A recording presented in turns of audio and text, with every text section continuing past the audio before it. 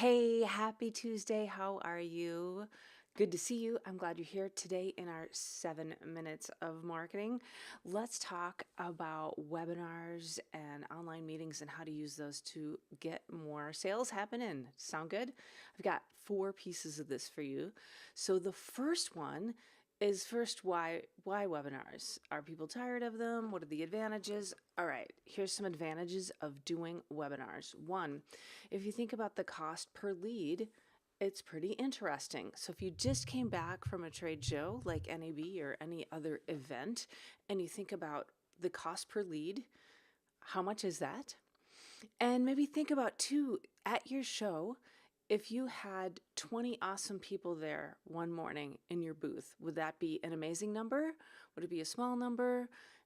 And how does that compare to folks jumping on a webinar? So if you got 20 great people who sign up for a webinar, or if you got 20 great people who come by and see you the morning of a trade show, how does that compare? Just something to think about, put it in perspective. So cost per lead.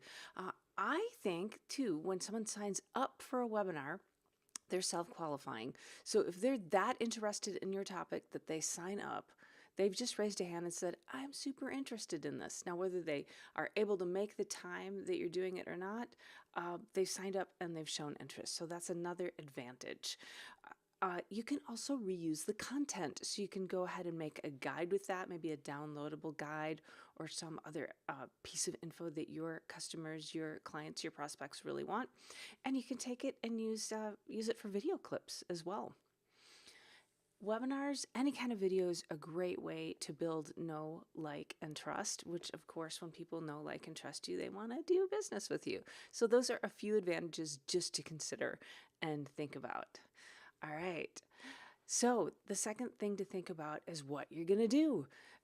One idea is to keep it to about 20 minutes, maybe have three key ideas, and you could talk about the three top questions that you're always hearing. You know what they are, the things people ask you about all the time. So what are those three top questions? You can have a customer, a client on with you. People love a conversation and talk through those questions with that client or customer. Maybe you're talking with them about the top three things, the challenges they had before they started using your product, your service, right? And having that conversation with the client and customer. People love that. They want to hear about real life application stories, that kind of thing. And yes, applications, that would be another topic. So think about the top applications or problems and how you solve them. So those would be topics for you that work so well.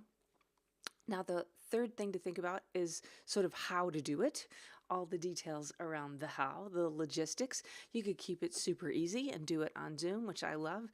If you've got a couple people you're talking with, they can be in the room with you, or you can be, on other sides of the world, and it's all good. It works so well. People are really used to Zoom, and then there's other tools out there too, if you like. So just pick the tool that you're most comfortable with. That's the best way to do it. As for a structure, I want to recommend the sandwich method, meaning if you've got two people on there, bring a friend.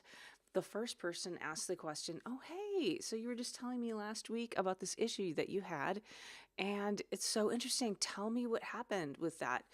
Throw to the guest, the client, the customer, the colleague, and that person talks about the problem, the issue, the challenge, the before, the after, maybe for 3-4 minutes, and then back to you. So that's the sandwich, coming back, and you summarize what they said.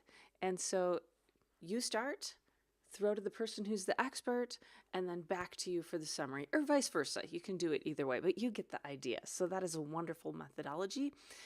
And finally, fourth thing to think about is the call to action. Just make it easy for people who sign up for your webinar, join your webinar, to take that next step with you. Give them a really easy next step. Hey, if this sounds interesting to you, let's jump on a call. Here's my booking link. If this sounds interesting to you, would you like a trial? Let us know here in the chat and we'll set it up. Or just here's a real example right now. If you want a template for all the webinars that we do for ourselves and for our clients, text me the word events at 1-530-203 5703 and you'll automatically get the PDF. So just make it really easy, just like that, for the people on your webinar to take the next step. Make it easy for them to work with you. All right. That's what I got. Have a beautiful